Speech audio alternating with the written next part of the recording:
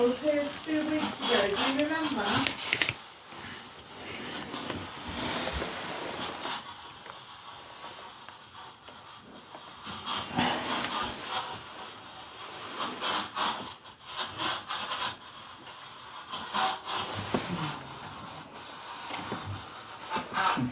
Just they can record the corridor, so. Okay, so I'm just recording the corridor, going that way.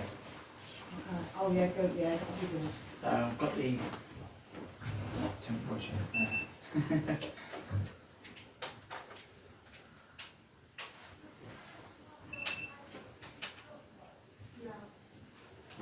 Is there anyone in here that is not going to affect all the monitors in here, or the monitor?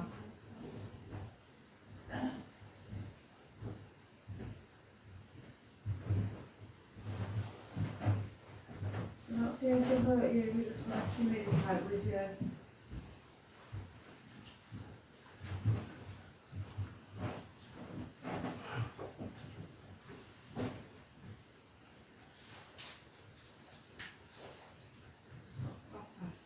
That's still a bit.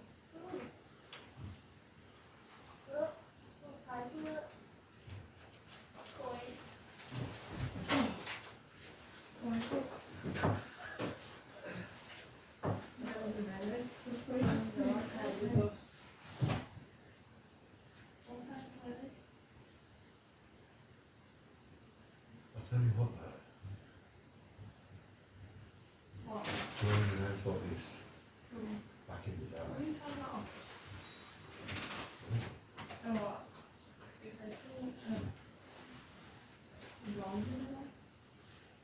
Tried this back in the day, 1972.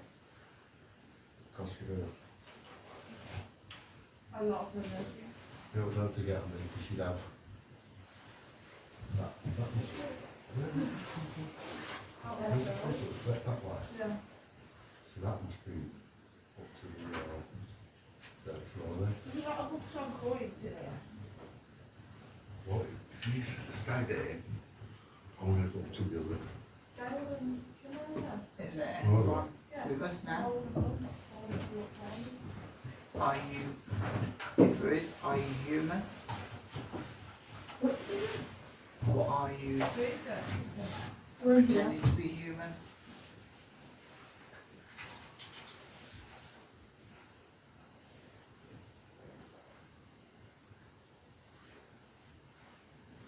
Would you like to do something? Would you like to affect the light by the mirror? Or the little blue box to the left of it?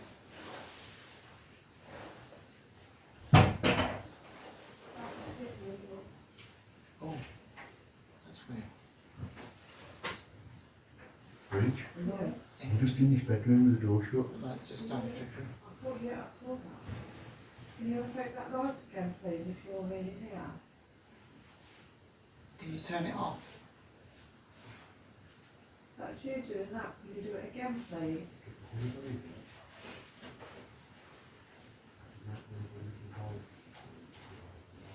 Like the light flicker. No.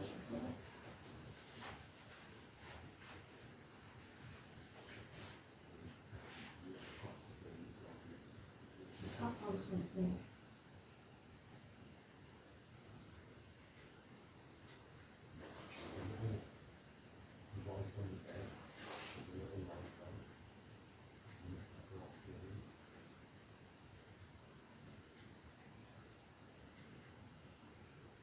If you want us to leave, you're going to have to prove to us that you're here in the first place.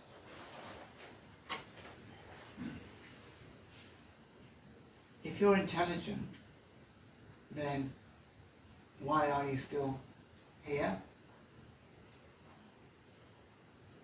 Unless you're able to be here with us.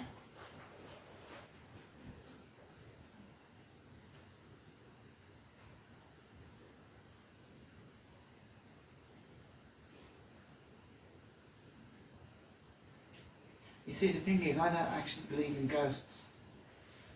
So I don't think you're a ghost. I don't think you're a human. And I don't really care what you think I know or think. But that's what I think. I don't believe in ghosts. I think that you're just coming into our dimension to actually make us think that you as human.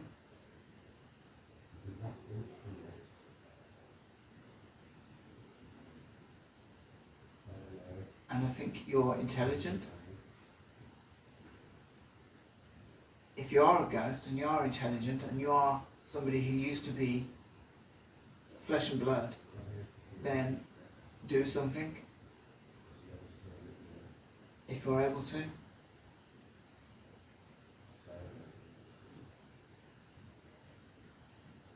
Move one of the items on the mantelpiece.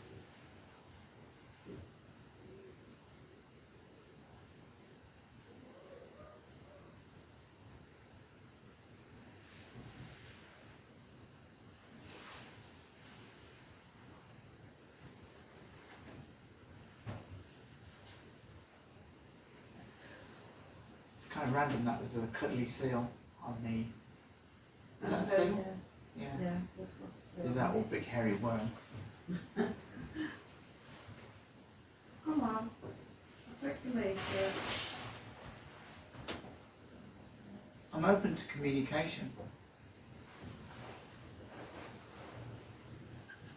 I'm not here to, we're not here to taunt you, we're not here to get you to play party games with us. We're here to confirm that there is intelligence in the afterlife. If you're able to do that, then you're able to confirm it.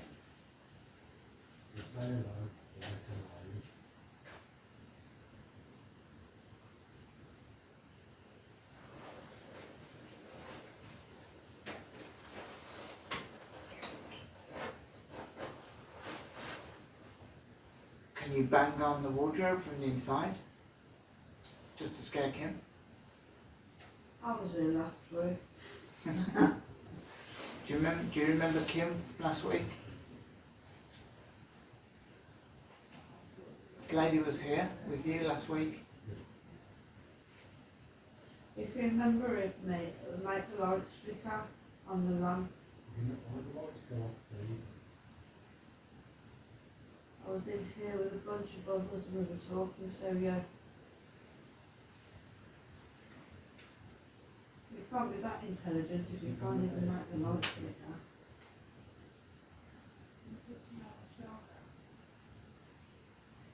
I'll affect the meter that's next to it.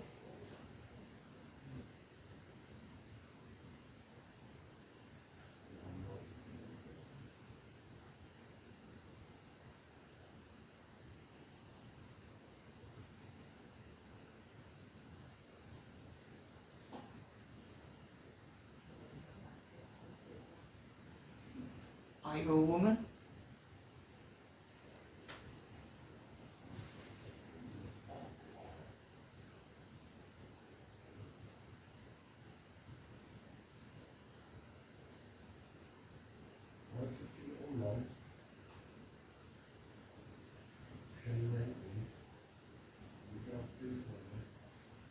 Just quite flat in here now, isn't it? Yeah. Yeah. Do you think that's because me and Marty are here, or? I mean, I'm not really, I think because I was here a few weeks ago. Yeah. Yeah. Do you want to be in here by yourself for a bit? I mean, I won't go that far, you know what I mean? Okay. Leave you to it. Alright, so... Won't be more negative energies. I know.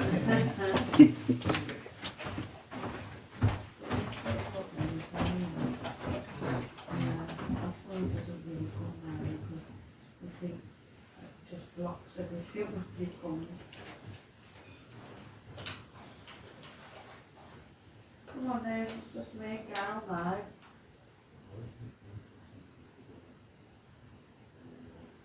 There's all sorts of things in here that you could affect. There's a rocking chair. We've got some cuddly toys.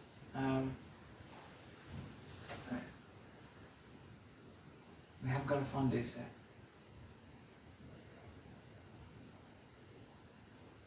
Knock on the window.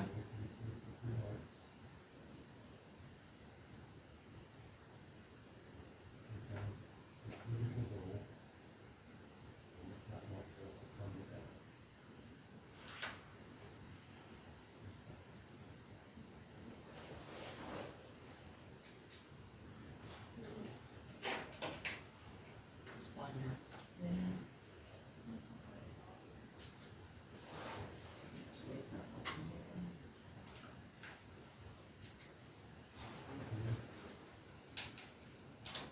Come on, make the chair rock on its own.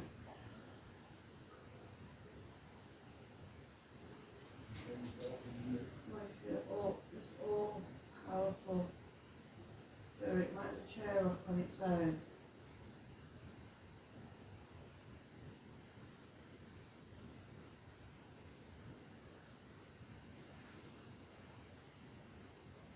Make the light flicker again. Show us what you can do.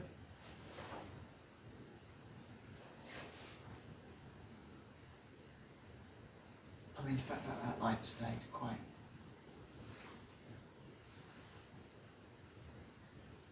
It was definitely flickering, wasn't it? Yeah, it was in there. No, it's just stopped completely.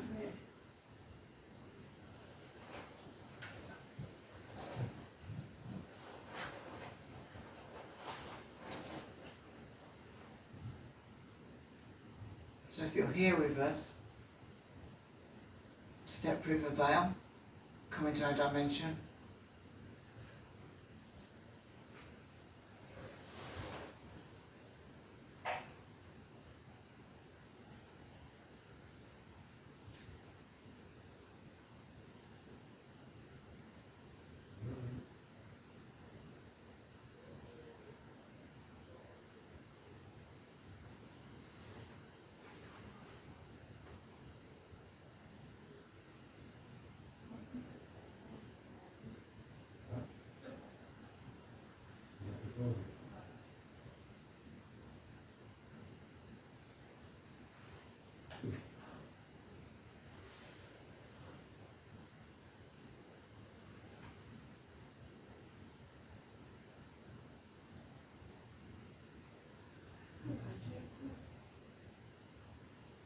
Excellent.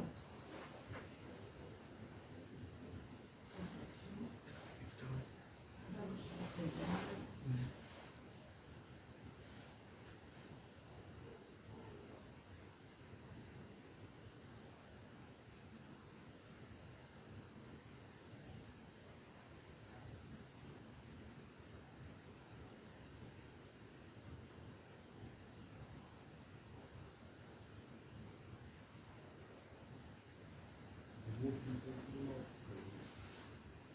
Kind of hoping that with that phone pointing down the corridor, We'll get this it picks up a shadow first or something. That'll be good.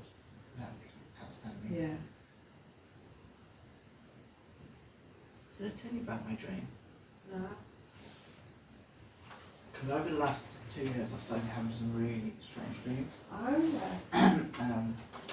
The most recent dreams I had, and this is why I kind of have a belief that there are systems breaking down between dimensions, Yeah. that multiple lives are coming in Yeah. to our conscious. So 2 dreams I've had most recently was, they're only short, maybe it was like just like a little, Yeah. as if you've seen a really short clip of a movie. Yeah. And the one was, I think I was Italian, I was an Italian guy, Yeah. and I was sitting next to a lady, and she was, she was kind of like flirty a bit. It was like in not a club, but a very upmarket kind of Yeah. meeting place. And the next thing, we were waking up in bed, Yeah. and I had very hairy arms, very tanned, and I was talking with an Italian accent. Very well. And yeah, I looked over it and I thought, oh man, what went on last night? Yeah. Then the next dream I had which was literally the night after I was an American. And I think it was something like, it felt like it was the 1950s or something. Yeah. Because I was pulling up at a gas station in one of those big Buicks with the big lumpy Yeah. front, you know, and it was a pickup. And I can't remember what I was wearing, but I remember going out and I was with somebody else with blonde hair. I can't remember what. He never really featured, but I got out and they filled up with gas, and I said, "Is there anything to eat around here?" And there was two wearing dungarees, and one of them had like a, I think it might have been a like red. He had a red sort of like long sleeved t-shirt kind of thing, you know, kind of thing that there would be an all-in sort of like with right down to. Yeah, one of them was wearing that, but two of them were wearing dungarees, and the one said, "I've only got apples. Some of these are kind of, you know, a bit naff. If you want some, you have to cut some off. You know, you can have them for nothing." Yeah. But then, prior to that, the weirdest kind of dreams I had was about last year. The one was I was in like a furniture store, but it was like just closing, and you could see like got where the furniture is, it's dotted around, then you got like the stanchions, the pillars, you know, dotted around that hold up the building. Yeah. And then over in that corner there was like there was two women, and obviously they were closing down for the night. And one was over at like a till reception sort of thing. Yeah. The other one was sort of halfway between. And I kept looking around like the pillar, Yeah. you know, as if I was Peering sneaking around a it. glance. And it was very strange because they were both talking in what I consider maybe Filipino or something like that. God, yeah. And as the one looked up, she looked straight at me, she screamed and ran. Full pelt back to the till, which had a light, still maybe an office. And I did the same, I went like that way. Yeah. And as I ran past, there was like cabinets and stuff like that with glass frontage. Yeah. And I caught my appearance in the cabinet. I was completely black and opaque, like a shadow. Oh my God. And so I kind of, it was like I was a shadow person in it. Do you not mind astral traveling? Maybe, yeah. Because I used to do it when I was a kid. I used to dream that I was in my bed, and I most of the time I used to dream that I was floating towards the toilet. Yeah. I used to have dreams like that. And then I used to wet my bed. Yeah, and they. And the one time I dreamt I kind of floated down the stairs. And it was dark, it was at night. I floated down the stairs, I went outside, and I went, like, I lived in King's Heath and now I sort of went down into a dip. And it was fantastic for me as a kid because I used to get sticks and put them in, when it rained, it was like a river going down, you put a stick and follow it all the way down. Yeah. So I went down, and because I was so young, I was only small, I only knew one or two people other than my dad and my mum, one or two adults, and one of them was the milkman. Yeah. And I remember I floated down, and the milkman was with a blonde lady. Yeah. He was with a blonde lady just as the hill goes back up. And I went, got back up into my bed, and that was it. And I remember I told my sort of mum in whatever words I could use at that age. Yeah. I saw milkman, blonde lady, and my dad laughed and stuff, and mum laughed, and she laughed. And then about a week later, my mum was talking to a friend, and she said, "Oh yeah, he's having an affair with a lady down the road." So I actually caught him at it. Oh God. But That is a bit of astral traveling, and then there are people that saw you that you sort of a reflection in that mirror. And So, I thought you were like, it was a three-story house we had. It was a big house, it was a three-story house. The top floor, my dad rented it out to, I think he had some nurses in there. yeah. Then there was a woman called Doris who was up there for quite a while. And we had a guy here apparently, I don't remember the guy, but he refused, he was reluctant to leave when we wanted to sell the house, which was a bit of a shame, but Yeah. but my mum, she woke up the one night and there was a black hand on the ceiling, and Doris was dead the next day. So Oh, right. it was about 3 o'clock in the morning, she woke up and saw a black hand on the ceiling. Oh, Lord. And I used to, I remember the white blob in my bedroom, Yeah. and I ran downstairs and I went, Mum, the white blob in the bedroom, and my brothers were still up actually. They were downstairs all watching the mummy. Oh, was that? Yeah, you know the old horror films they used to show yeah. on BBC Two or something. Yeah. They were watching the mummy, and anyway, Mum came back up with me. I went back to sleep. Went to sleep, and there's my mum said, "Oh, it's just it's just the lights of the cars going past the window and stuff." And I thought, oh, no. And that's it. And then my mum encountered the same white blob in the middle of the landing. Wow. And my brother in our old house, which was I think it was Springfield Road. I don't remember that. I think I was born there. Yeah. But we moved straight after. My brother used to go into my other brother's bedroom and steal the toys. Yeah. But this is Grader, one who's and the one night he encountered a schoolboy in the middle of by the bathroom. Oh, wow. And he stopped him stealing toys. He called him the sugar boy because he sort of entered his space and he said he could taste sugar. Called him the sugar boy. Is it a schoolboy? That blob was the schoolboy. Maybe in a different house. Yeah. Oh, it was a different house. Yeah. Oh, okay. But yeah, the other dream I had, which was roughly around about the same time as me being a shadow person, was I dreamt that I was in Birmingham and it was like in city centre. Yeah. And that all of a sudden the sky was filled with white orbs, and some people were really scared. Some people were like throwing stuff at them, and they were about beach ball sized orbs. Yeah. And everyone was like running around, diving into shops and stuff. They weren't attacking us or anything, Yeah. but they were just filling the air. Thousands of them, and then I was in like a hall. It was completely chrome. Yeah. The ceiling was chrome, the sides were chrome, the floor was chrome. There was tables in there with chairs, normal chairs, so No. it did, but I was in there with, thousands of other people. And we were all kind of really nervous. There's not so many orbs, but there's still orbs flying above us. And still a few people that were trying to... Yeah. And then everyone, you could feel, everyone was a bit scared. And then all of a sudden each orb, there's a lot more orbs and they came down in front of people's faces. Oh, wow. And I had one come down right down in front of my face and I was looking at it. And I actually thought to myself, I don't really care. I wasn't fearful, I just thought I don't care. And as I looked at the orb, it morphed into a face of like a North African woman with braided hair. So like an Egyptian. Oh, wow. And I felt calm anyway. Yeah. And then I was organised, and then after that everyone was calm and they were relaxed. And we were organising each other, putting each other into groups and stuff. Yeah. I don't know what for, but it was weird. It was like they did something, on their minds and stuff to actually get us to, relax. Come up like that. Yeah.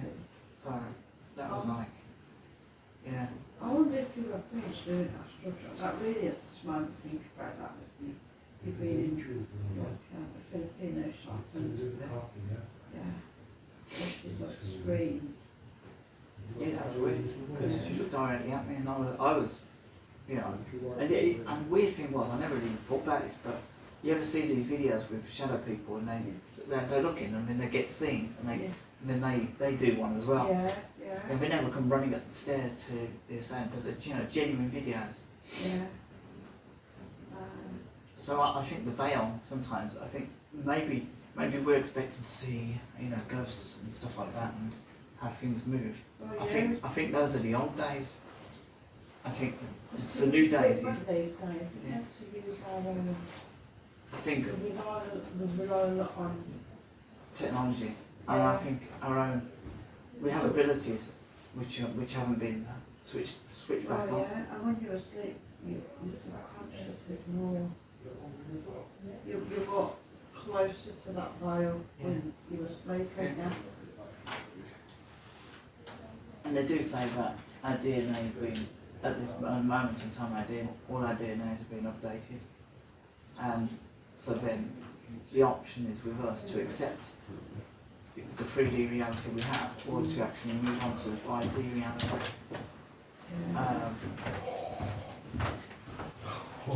And it's weird, I mean, I've had so many weird things happen to me that don't fit into your standard ghost stories. Yeah. I've had the whole video thing in some part happen, where every shred of evidence I ever was there was gone, taken away.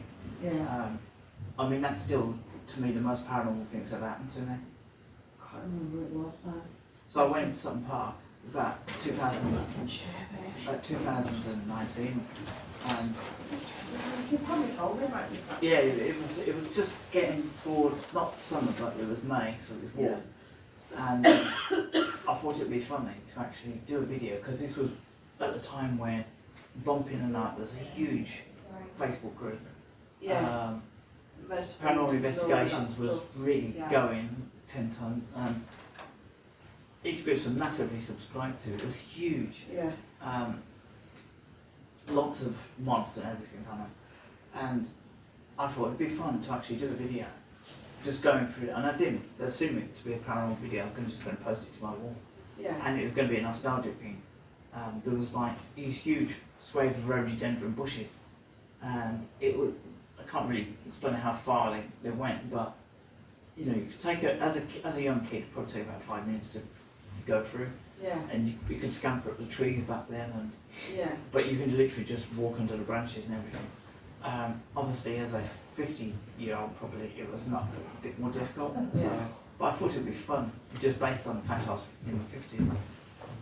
So I got my camera and usually I approach. We've been in those woods where we've got like the stick formations Yeah, I and stuff. remember when we went there. And you can sort of see the line of the rhododendron bushes Yeah. as you walk through the woods. And I think we just skirted down the woods and back, and then up the other way. But yeah, I thought it would be fun to come from the other direction, and so I started climbing. Put my phone on record, but like when I'm recording, I was like very aware of branches and sticks that Yeah. might poke my eyes out and stuff. And if I don't really want to have that as a legacy for a video. Yeah. So I've got my camera like that, and I'm going underneath the branches and climbing over things with my big lumbering body. Eventually I come out the other side. About 10 minutes it took me. Come out the other side, and I sort of switched the record off, put the phone back in my bag, and I was just sort of standing there, and I said, okay, that's it, you know, blah, blah, blah. Switch phone off, put it in the bag. All of a sudden, the whole canopy right in front of me.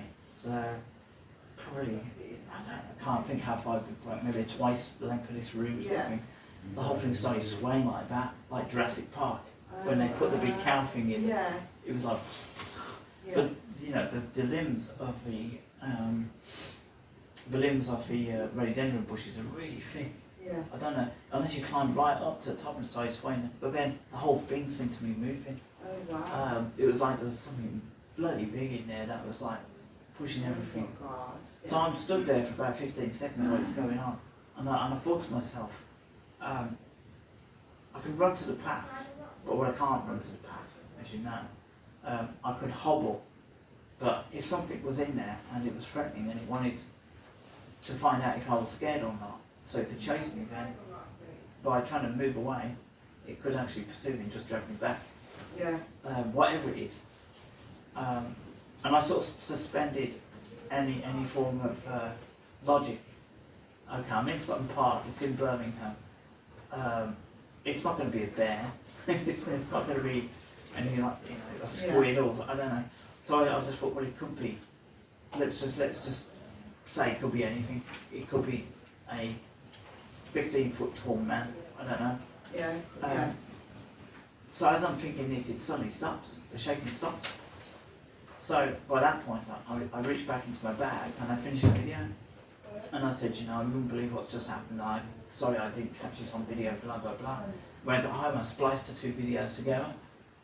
So you got me going through the bushes, then you got this. And I was confident that, you know, I never said anything untoward about anything while I was going through. I was just literally focusing.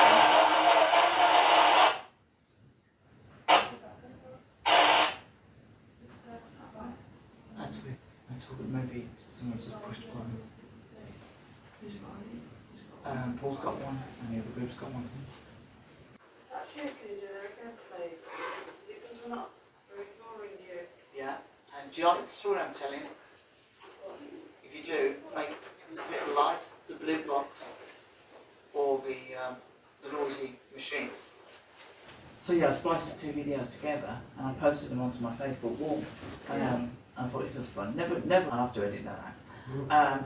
So yeah, they never had to edit anyone out. So I was happy just to splice the two videos together and throw them on Facebook. And then I threw them on, I think it was Paranormal Investigations. And then I threw it on Bumping a Night and maybe another one. And there was no issues. About a couple of weeks later I wanted to show Marty. So I went onto the Facebook, my Facebook wall. I was scrolling down, couldn't find it. It was gone. So I thought, alright, okay.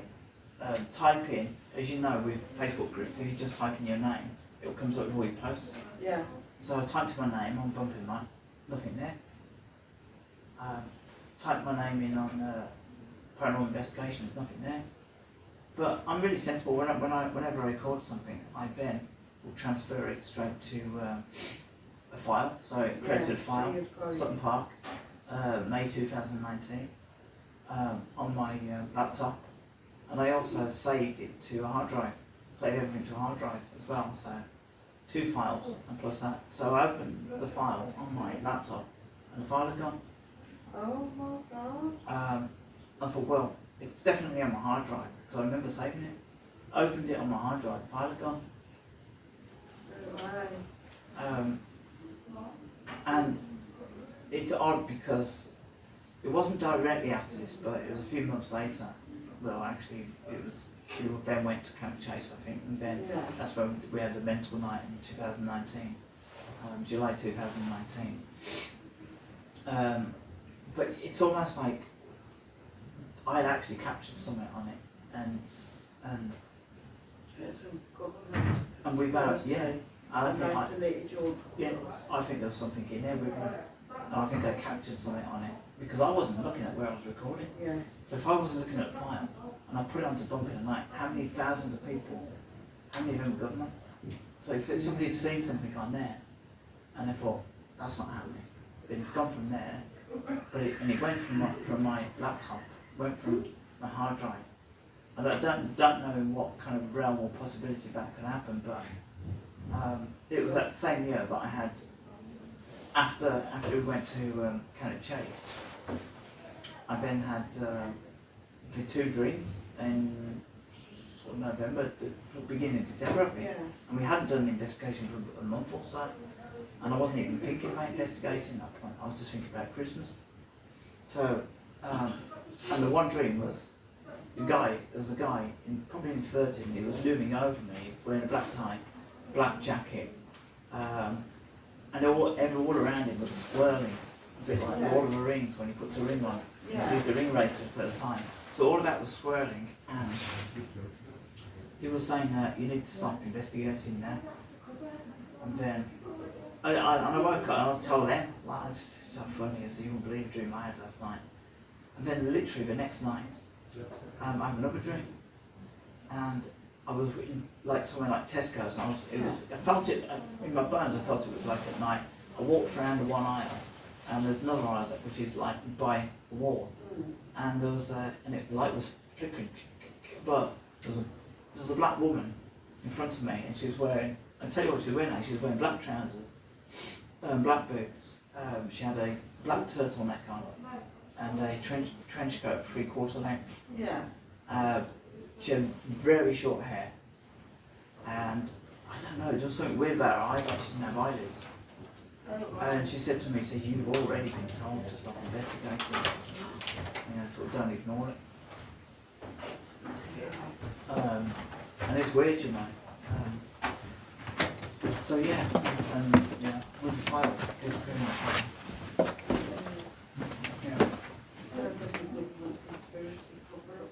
Yeah. I mean, the Mandela effect took on a whole different perspective. Yeah, definitely. Anything happened? No, it's quite, that thing went off, so we don't know if anyone had pressed it. Yeah. So I'm just going to find out now because I was just telling Yeah. she didn't come up with my weird stories. It would be good now. Did anyone accidentally press the walkie-talkie about 3 or 4 minutes ago?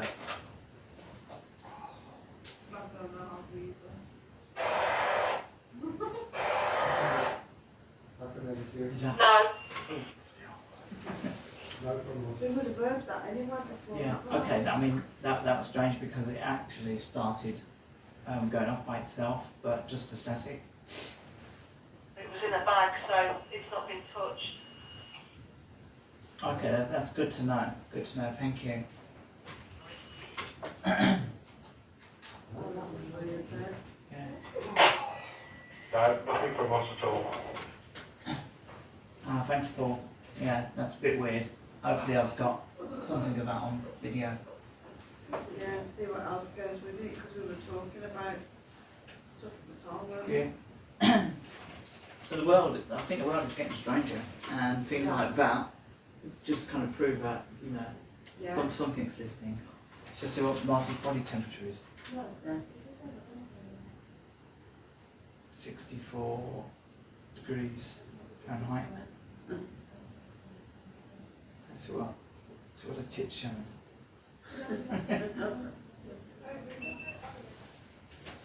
Let's see if the temperature was.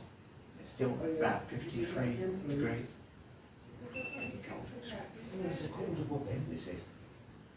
You're not just going to be catching Zeds in a bit, ain't you? I've been doing some lately. That was weird with the walkie-talkie. Yeah, so walkie-talkie delight. Yeah. Now what would really be good if you could do something with the trifold Yeah. meter. And the only 2 times, I think, maybe 2 times.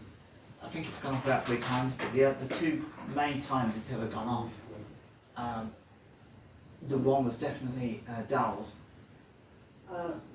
That was the first time we met you and Simon. Yeah, yeah, And we were in that, I think we were in that little kind of like structure. yeah. Yeah, and it went off Yeah, I then. remember, yeah. Someone wants to go back to Dallas. I think I should have managed to go. There's a lot of people, the trouble is with Dallas, it's because now it's become known. There's a lot of people going there, isn't there? It's a bit like, I haven't been for years. yeah, I only went there once with, when we met Martin and having one of his banquets down in St. Easy.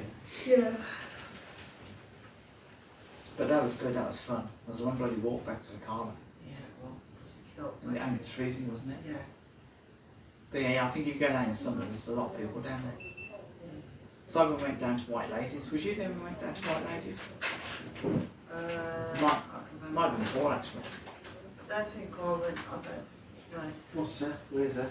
White Ladies, it was like the old kind of rectory thing. And then we went to the big abbey. Oh yeah, I remember that. That was good actually. I thought It was full because we were sitting on the Yeah. car. Yeah. I'm cold in here, isn't it? Tell me it's gone cold. Literally. I think we're going down to the eater. That's it, yeah. So. Free now.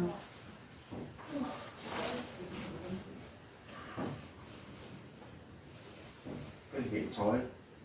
Yeah, I am actually. But even I if mean, even if we wanted to go a little bit before, we could just leave it here. They've only got to close the door behind them. it's 11 o'clock, so we only just got here really. Yeah. Oh, well, I'm just cold. When's the witching What hour? we at? Huh? When's the witching hour? 3.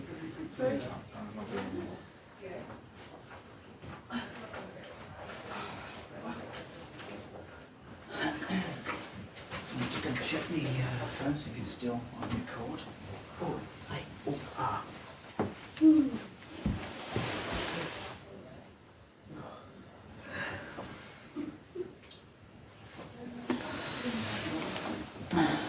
What? Not on. No, the one downstairs is. That's where I'm thinking now. One in the main parlour where the big fire is.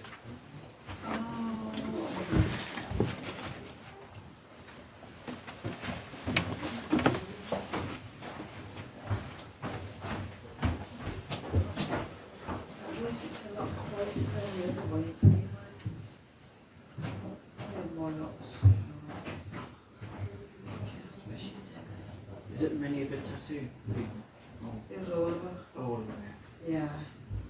What day did you come in? We not last Saturday, but the Saturday before. It was Kaya, Sam, Christian, Demi, Ryan, Jess, me.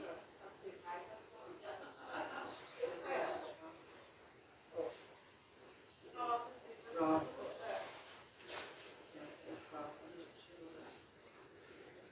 Did you ever fancy going back to home place?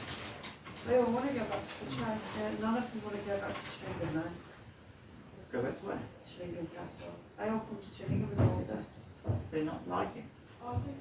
Yeah, I don't. I think they're just newly. I think it's too much. Their brain, their new spicy brain. None of them want to go back now. I mean, that's a good thing. I think with Cat Chase being younger and full of energy, Yeah. and maybe, They draw energy. yeah. I mean, Bigfoot doesn't like that. Yeah. I know they all do want to get back. There's so many different places to explore with the chase and that. Yeah. Yes, I do miss the chase. I just have to go on my knees though. I have started losing weight again now. I was in that hospital about 3 weeks ago. Yeah, I thought I'd had a mini stroke. Did you? That had a really nasty headache. I'm not a headache sufferer. And the ones that were in the face all week. It's on after battery. It's went through hours with smoke and speed and that. And I was thinking, I was left. Well, it was a thing there. No, it's not sure. On the one down. Where's the rocking chair? I think she's not really there. Oh, And then I went into work on the Thursday. we haven't been in that room yet, have we? Yeah, just No, not this one here. Yeah. So, No, Yeah. we haven't sat in there. We were in that one. I know. Oh, And they did push me through because I worked there. Yeah. And at one point my blood pressure was so high I couldn't even get a reading. They did everything. They did absolutely, they did like everything. Tests, all the blood tests, INR, everything they did. And then they gave me these tablets for migraines. And they said, right, if this doesn't work, then we're going to do a CT scan on your head. What migraine tablets? Yeah. Symmetric tab. Yes. Yes. Oh my God, it's like a magic drug. Just went, so Yeah. It's mad, isn't it? yeah. I've been taken for years. I think I don't suffer with headaches. Maybe a bit now and again because of the menopause, but nothing like what I'd had because I'd had this 4 week. Have you had any since? No, I started to get a headache 4 days after. That one was gone. And then I next one of those tablets and it went. Mine used to go on about 2 weeks. Did it? Yeah, it was back in the day. It was pretty bad. Started in about 99, Really? and I don't know whether it was stress. But I also had a bit silly. I took an overdose in 2009, Yeah. 1999. I was going through a bit of a rough time, so I don't know whether that started triggering me. But yeah, it used to. It would start on the right side, Yeah. and the first thing I noticed with it was that I would start to get like tired and my Yeah. speech would be a bit like slow, Yeah. and then it would full on come on, and it was weird, you know, because it was like you could be talking to me and I'd want to talk back, and I couldn't make the words. Yeah. I couldn't like say. That's scary, I couldn't isn't it? talk. But I could talk, but it was almost like it was too much effort to do it. Yeah. And then after about 3 or 4 days, it would shift to the other side. So that was just pure pain, massive amount of pain. the other side was like as if somebody stuck a needle through the back of my neck into the top of the eyeball. So your neck would be really stiff, and it would just be sore and hurt. And that would go on for about maybe 9 days.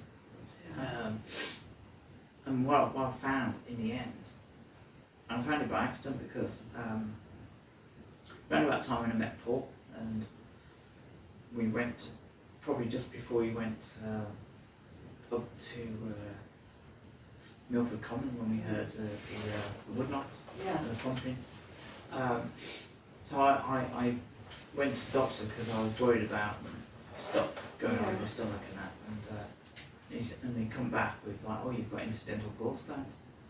Well, have to take your gallbladder out. I think it's kind of been part of my body. It's like, oh, we don't need the exhaust on the car. It's like, and I thought, well, I don't really want it taken out. So I kind of Googled, you know, like sort of what happens if it gets taken out, what are the alternatives. And one of the alternatives was like taking beetroot extract. I thought, this is random. So what I found was that because I had incidental gallstones, and they'd probably been there for like 10 years. What I found was that if you get like gallstones and stuff, you've got like the gallbladder, you get bile acid.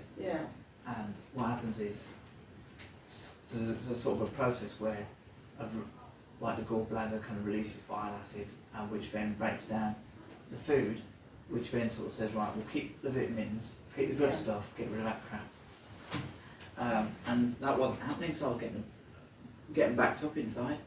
Oh God. Because the bile acid wasn't able to come out, because it was thickening up because of the incidental gallstones.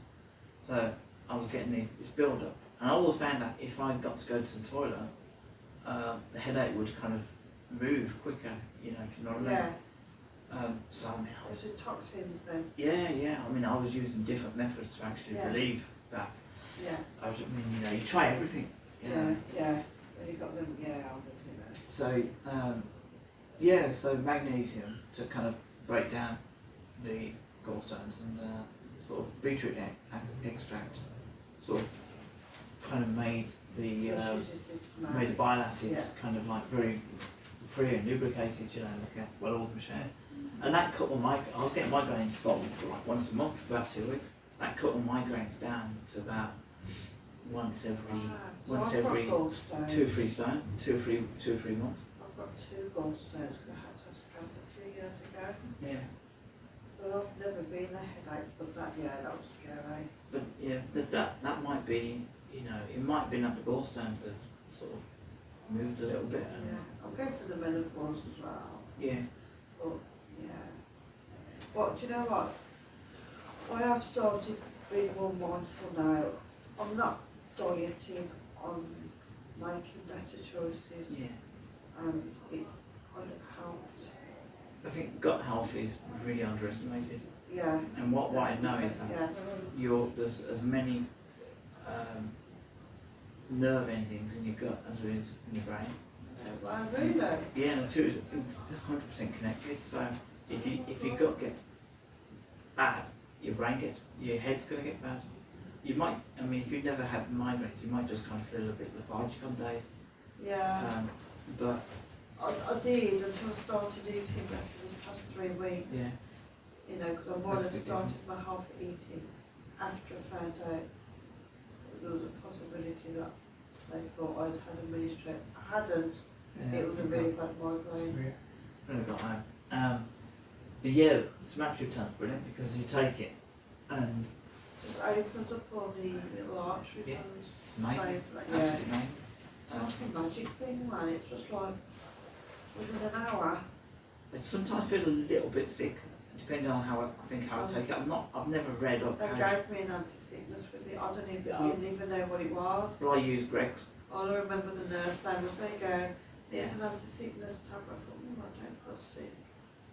You know, I didn't know what, but then solace is probably because of what you're about to take. So that makes sense now.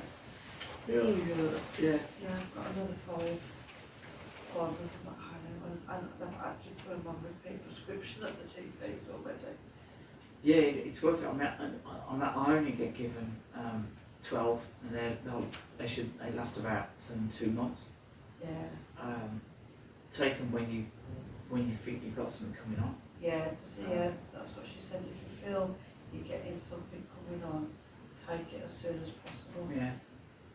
I mean, sometimes I'll go into. So what also the other thing I take now, which stops a lot of the gut problems, is I take a toss of olive oil every day. Oh, olive oil. It has to be extra virgin olive oil. To drink it? Yeah, just Oh. about that much top. I just drink it. Get used to it. Just first thing in the morning, that, and literally,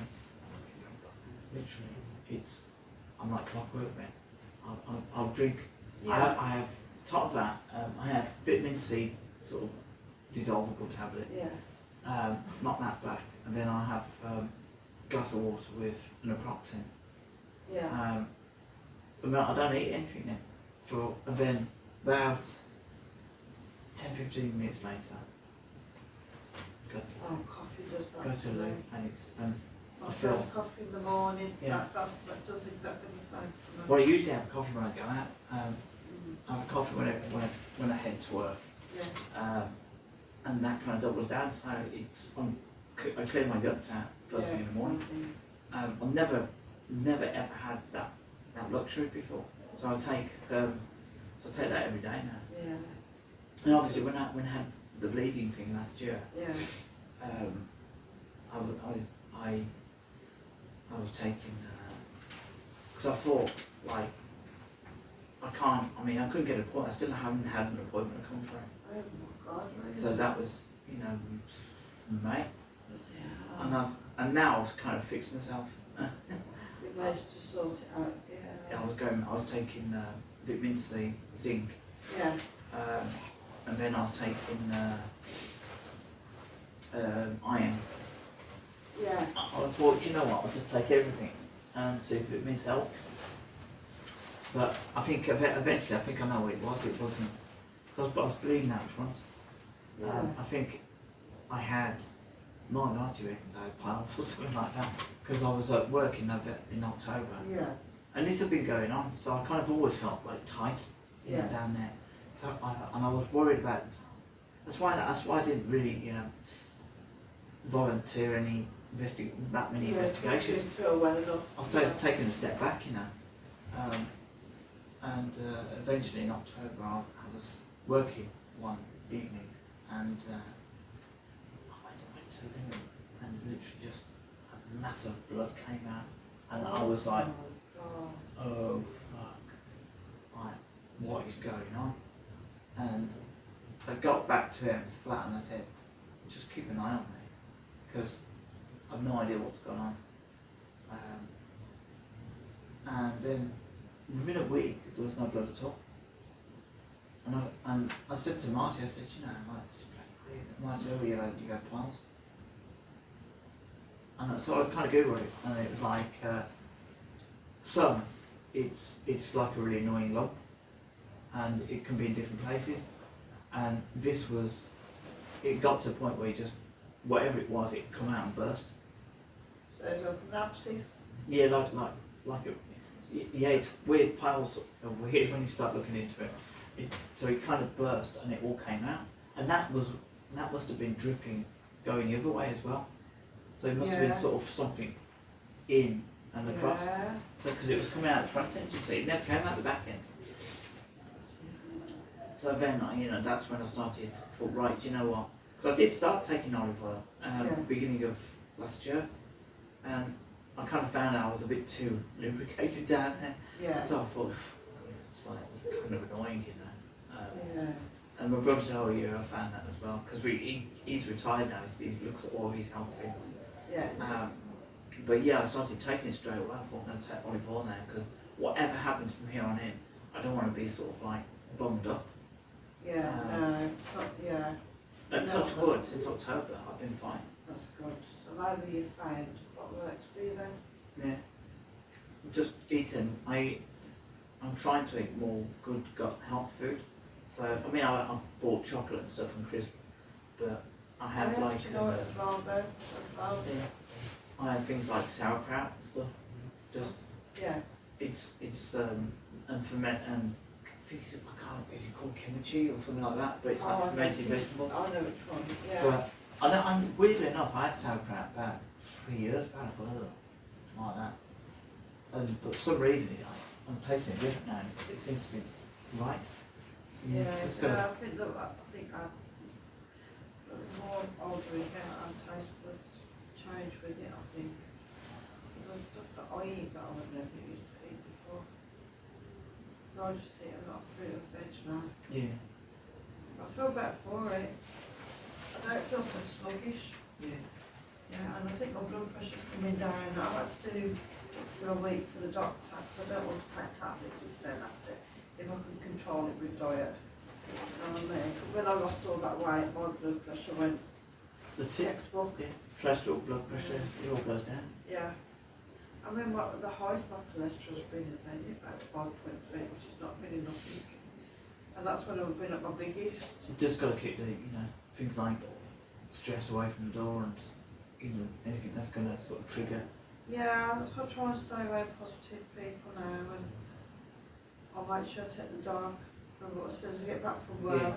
I'll take the dog for a walk. You got Which I never you used got to your do cat, haven't you, as well? So. that. What's your cat's name? Salem. Salem. Salem and Amira, Queen Amira. I call her Miss Moo. I don't know why, or Movie. I don't know why. I don't know why I call her that. Absolutely love cats. I mean, I was just. Yeah, I'm a cat person. I love my dog. She loves Simon more. But me, I don't know if I'd have another dog. We didn't even change the cat list to try for a month. Ah, The last time she went, yeah. this was when her back went on her. She's still wearing the cat list to try and do the stuff. Yeah. She's still trying. She was fighting to the end, but you can't live forever.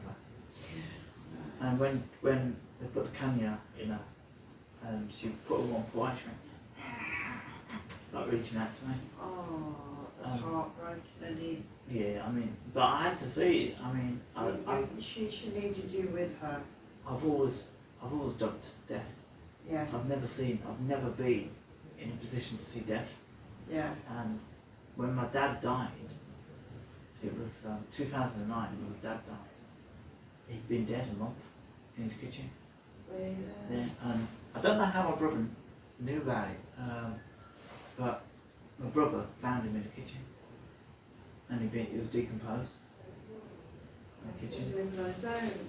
Yeah, but it was healthy and he was moving about. But I think what happened was you get to a certain age, and certain generation.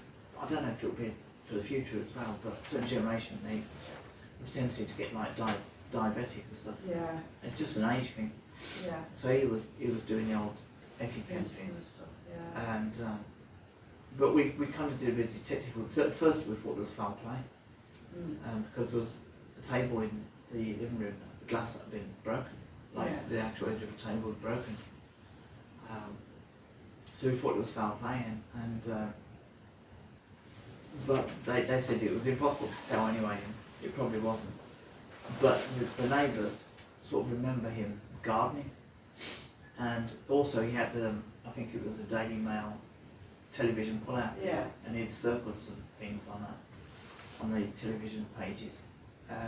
So we think he literally been gardening, gone in, had a heart attack, got into the kitchen, then had a big old heart attack, and that's where he died.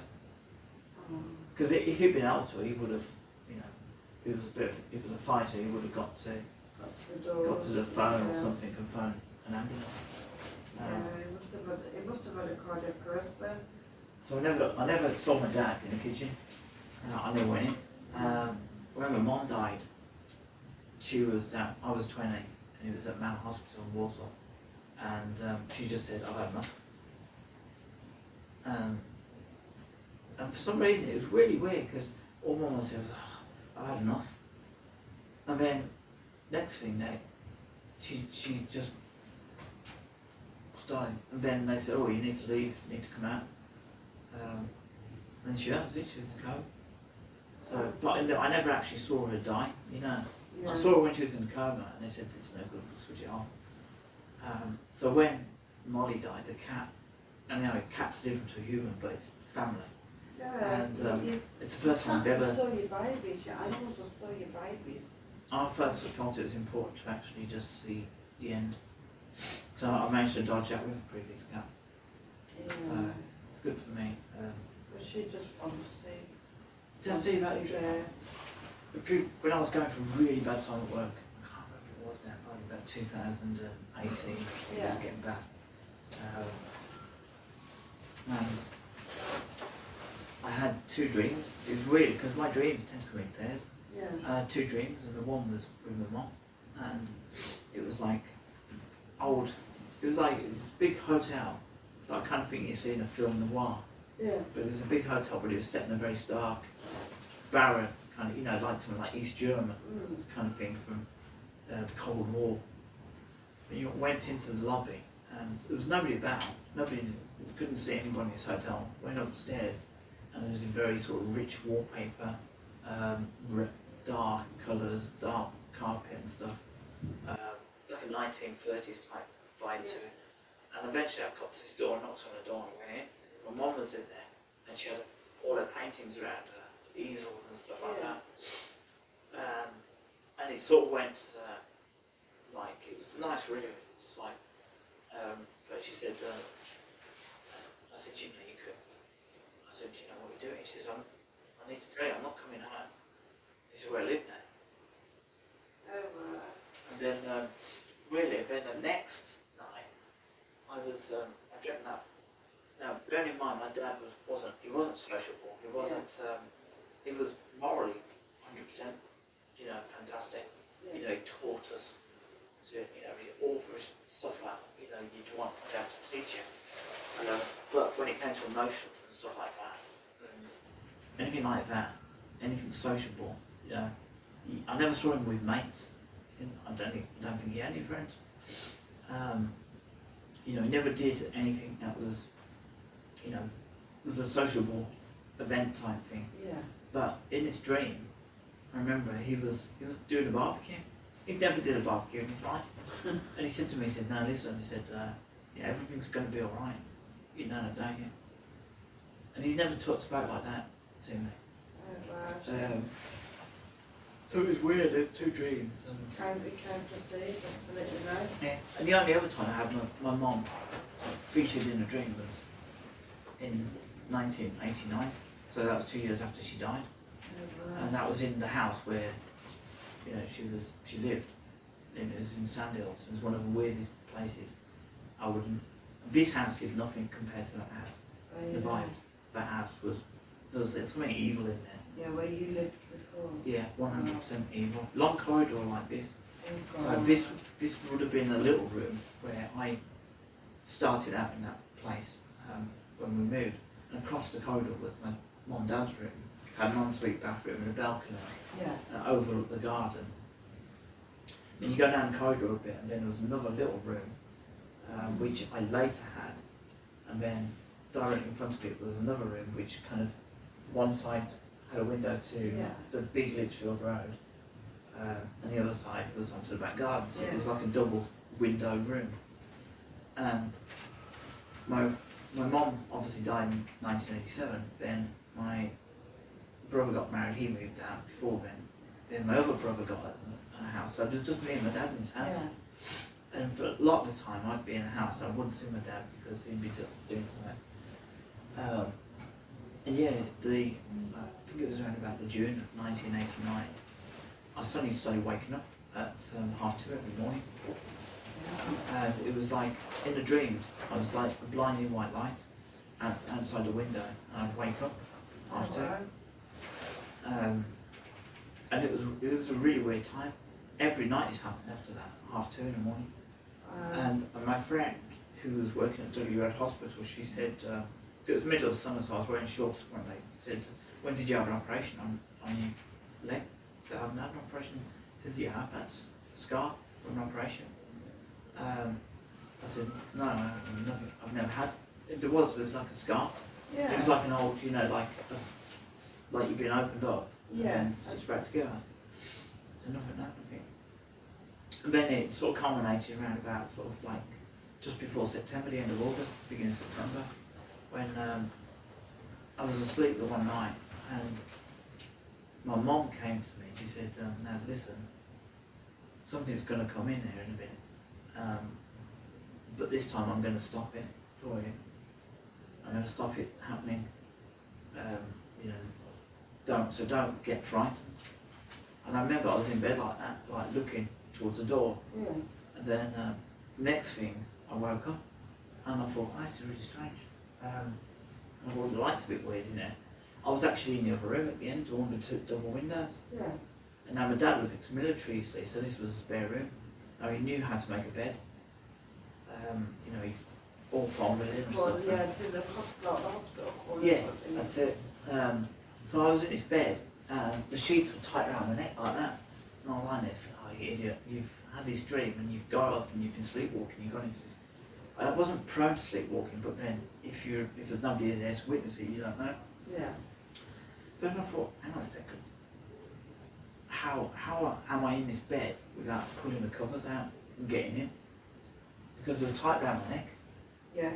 Then I could get in the bed as if something had lifted me up and slid me in. Yeah. Yeah. And your dad would have usually tucked you in. It was so tight around my neck, I couldn't have got in there without actually just going. Yeah.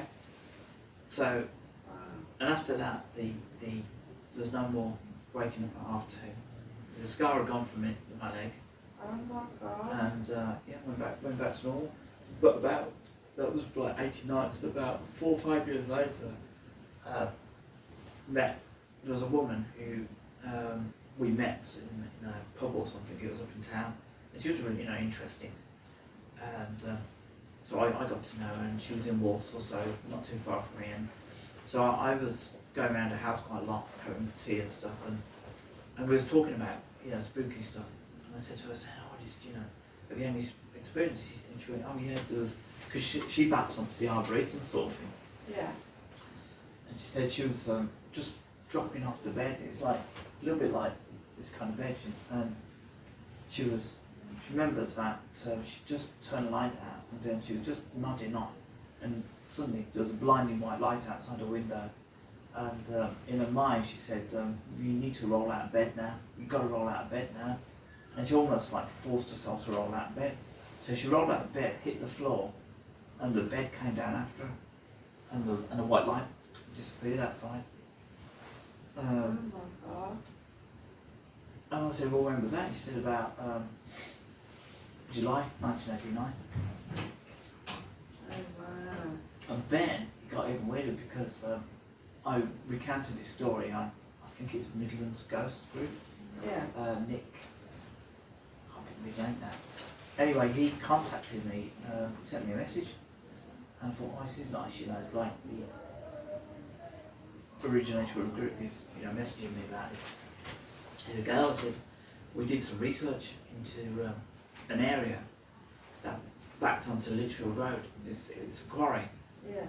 So that was the most terrifying thing about my dad's house, was that we had a long garden, and then we had an orchard. Yeah. So, and the orchard was, as long as a garden, with different trees in there. Then after that, I think my dad had sort of basically taken a lease out or rented the ground at the back, because he didn't want people encroaching Yeah. from the quarry. So it was all this, and then the quarry was there behind. Yeah. And this Nick said, Guy, I want to show you his picture. Sent me his picture, and he said, we investigated this. We can't sort of work out what this figure is. And it was a figure, and it was like dressed in white, and it was standing right in the middle of a quarry. Oh wow. And when they were approached they properly investigated, when they approached the foreman, he said, there's nobody on that quarry that would be dressed like that. He says, for a start off, there's no high vis. And it was just like a white figure, shimmering white figure. So there's definitely something going on there. And then I found out that the ley line that used to run more or less through my old home in Sutton Coldfield, which ran through Sutton Park, through where the Jamboree Stone is, which eventually runs through where the £1 Million house is on Cannock Chase. Yeah. That ley line also ran just through where I lived, in, I think one of the Official road. There's going to be a hard track to get Yeah. to. so, Yeah, that house, that really foundation. It's, I've never seen a garage chicken I've never seen anyone. And they were selling it as well. Yeah. Wonder why they were selling it. Always actually like a ploy to think that people are living in it to sell it, just selling it between themselves. It's weird. I still think it's hiding something in plain sight. Well, Because what? I don't know, but I don't know. It just seems so bizarre that there's a house built there. It's just right in the middle of the church. You reckon it's like, I can't do it, a research type, I don't know. used it for like, It might be that there's something underneath it that you can access from inside the house. Hide things in plain sight, isn't it? yeah. I mean, all I know is that one day, I think it was at July, and I still look at the video now, but I was using a very small Samsung phone at the time, so I didn't expect anything to happen. It was before I had all the other equipment, and so I'm videoing the tri-field meter on the floor, quite away from me. I had no walkie-talkies, they're the only things that would affect a tri-meter. Mm. And I sent, for some reason, for some bizarre reason, I stopped on this path and I sent Shannon, Paul and Marty about sort of 50 metres ahead, round a corner. So I'm literally on my own.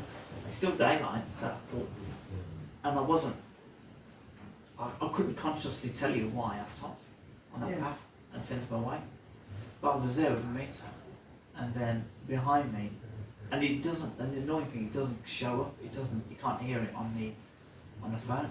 Behind me, on the edge of a forest, I heard something that was kind of like, I can't describe it, it was as if, I've seen apes do this, and it was like rocking her, like that. Oh God. And it was heavy, because it was Yeah. you could hear all the twigs and everything underneath it, but it was like rocking back and forth. And when I turn around like that, I mean I am pointing the phone in the direction of it, and I stood there for like about I can't think how long I stood there for, and I knew that as I'm looking at you, I was looking at whatever was looking at me, Oh, but I couldn't see it. It was like as if it was cloaked somehow. Yeah. And then at that moment, behind me was the meter. It starts going, I remember you saying and about that. it was right to the very end. And that was by the house, weren't it? Yeah. And then of course being, I said, just do that again if you want.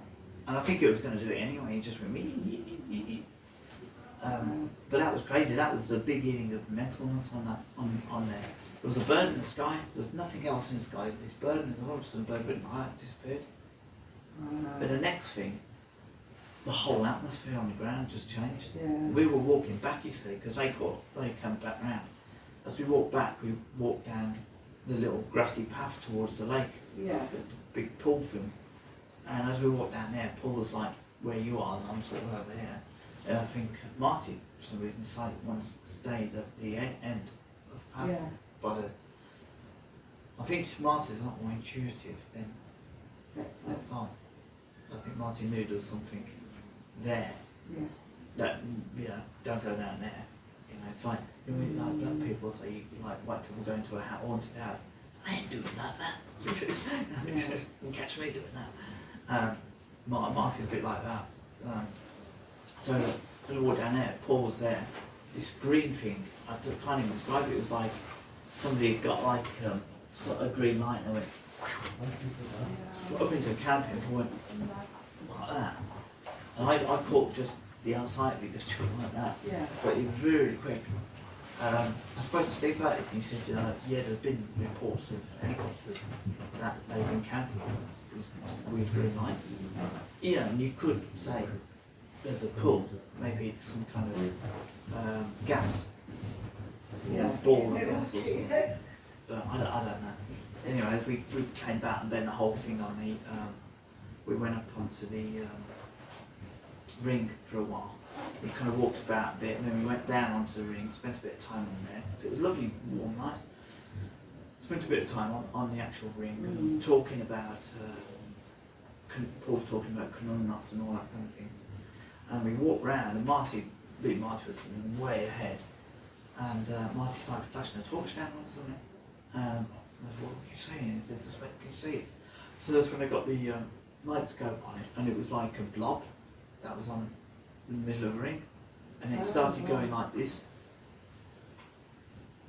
moving about. It's like plasticine or something, moving about. And then it changed into like there was two. Yeah. And also I took some pictures of it.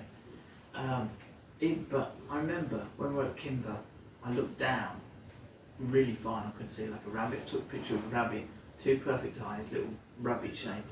Yeah. Very, very distinct. But on the ring, this thing just seemed very, I think they call it amorphous. There's something on there, isn't there? And we think there was something there kind of morphing, and then when Steve analysed the pictures when he was at Bradford University, and it was like a figure with a lantern. And then the other thing looked like a gargoyle type thing that was going like this, you know, Yeah. next to it. There's something on that house though, yeah. And it's strange how the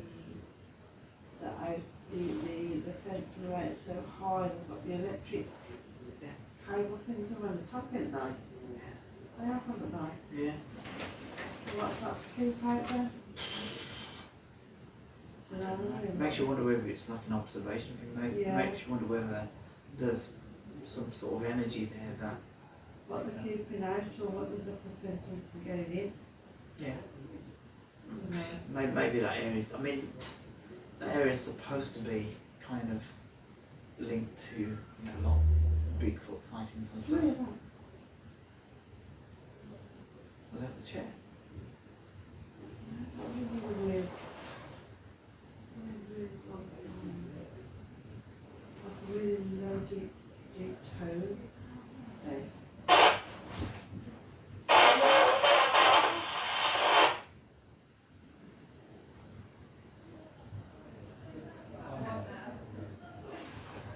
It was like a really low, deep like that. Did you not hear it? It was here. I heard something, yeah. Like a like that. And then that went off. Alright folks, so we're back again. We've just been talking for ages about nonsense and stuff. And just heard a low groan from, It's not even a groan, it's like a yeah, it's weird, it's like, yeah, not even a sigh, it was. very weird noise. And then, the walkie-talkies decided to, What's the temperature around here now? Because I am absolutely really, really okay, so it cold was, so the temperature was 53. around my home. Yeah, it's actually warmer at that wall than it is by you. Which Oh, is ridiculous really, because freezing, absolutely freezing all here. the temperature in this room, it feels like it's kind of, it has actually gone down according to this, but I can feel it around my fingers. Yeah, I am really, really cold. That noise was weird.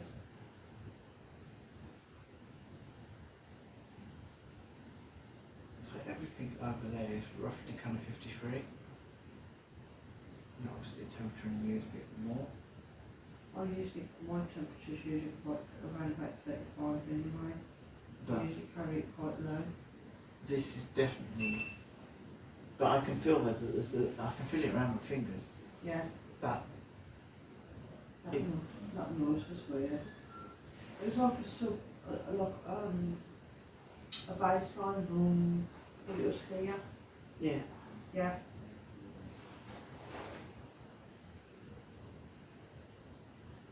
Is it because we're ignoring you? You've got your better things to talk about. Because you're not communicating with us. do you understand anything we were talking about? Does it mean anything to you?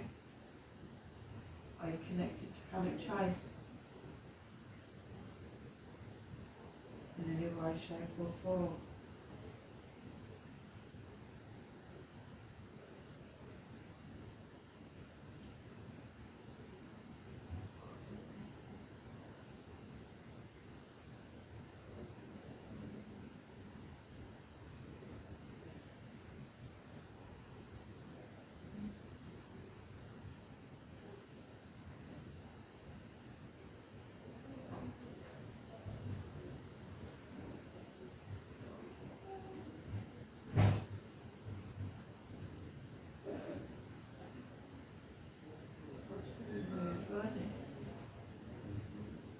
Yeah, and then that happened straight after. Yeah. And the guys, they've said they haven't. Yeah, but when you spoke to them before and you heard the crackle note before they replied back to you down there. And I never heard anything like that. Can you talk to us again? Can you make contact through the walkie-talkie through the black device?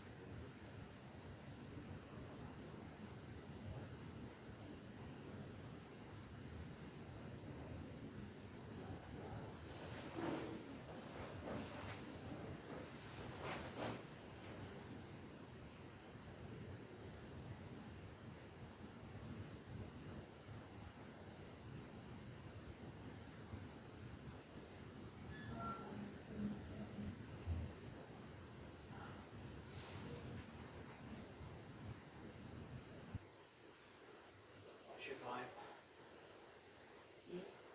How you feeling? What's your vibe? I'm just very, very cold. I feel like it's going to be warmer outside. It does feel so cold. Yeah. Did you want to warm up downstairs for a bit? Yeah. Yes. Do it.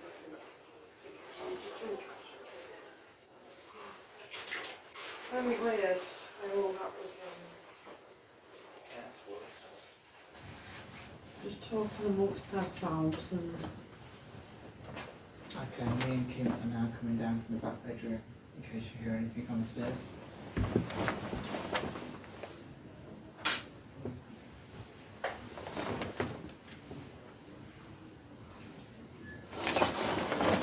You wait, watching now, something will happen. I know, yeah. As we're leaving. Yes. Be interested to see if we caught anything from that. Yeah, I'm gonna. It's still recording. Hopefully that'll go through to SD card. Right. You alright? Yeah, I couldn't be pissed in here. Right, so we're just heading our way back down.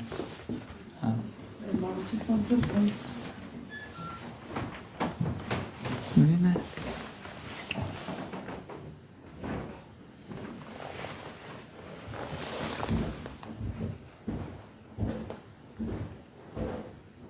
All right, we're going now.